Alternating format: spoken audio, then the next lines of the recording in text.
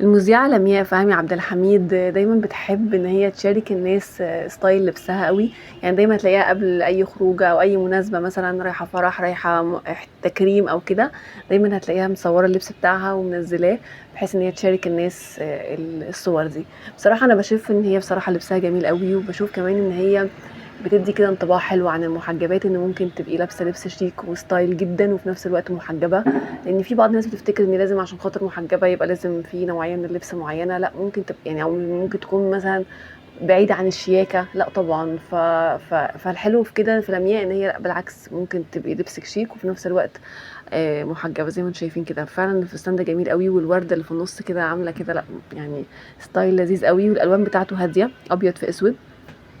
واللون الابيض حلو ان هي اختارت كمان الطرحه بيضه، لان في بعض الناس بتحب ان هي تختار الطرحه ممكن تلبسها اسود. انا بشوف الاسود بيخلي يعني بيغمق شويه، او بيدي كآبة يعني شويه. يعني هي طالما هي لابسه اسود وتحتيه شميز ابيض، يبقى المفروض الحلو ان هي تلبس فعلا طرحه بيضه، بتدي كده لا جمال اكتر. يعني في ناس بتبقى لا لازم تغمقها كلها، تقول لك خلاص طالما اسود يبقى انا هلبس برضو طرحه سودا.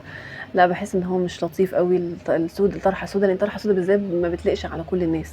في ناس بتبقى لايقه عليهم فعلا، لو بشرتهم فاتحه كمان قوي قوي ممكن فعلا تبقى الطرحه السودا حلوه عليهم، لكن في ناس ثانيه بتبقى فعلا طرحه سودا ممكن تبوظ الستايل بتاع اللبس كله.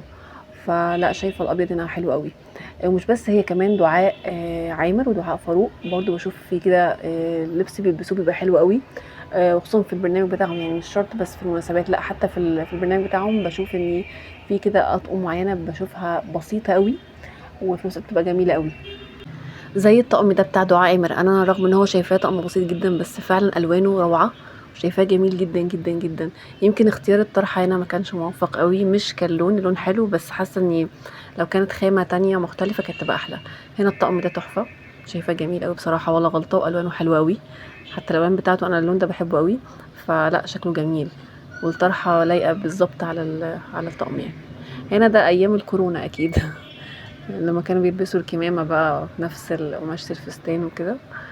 فهنا بقى دعاء فاروق، بص الطقم ده برضو بسيط قوي وجميل جدا بصراحة. يعني لا فعلا تحس ان هما يعني بيدوا صورة حلوة قوي عن المحجبات، فانا بحب قوي فيهم الحتة دي ان هما مهتمين قوي. بص ده الطقم ده بالنسبة لي روعة روعة روعة روعة، الوانه تحفة ولا وشيك قوي، وفعلا مظبطاه الطرحة مع الالوان بتاعته كلها لايقة على بعض، وشكله فعلا شيك قوي قوي قوي ما شاء الله يعني. لا بصراحة ستايلات تحفة جدا، هما كلهم بصراحة المذيعين بحبهم قوي، فكرة ان هما مهتمين بشياكتهم، وده عكس مع الأسف اللي بيظهر في بعض المسلسلات، لما دايما يجيبوا واحدة محجبة لازم يجيبوها لابسة لبس أي كلام أو مبهدلة في نفسها أو كده، مش عارفة ليه بيعملوا كده.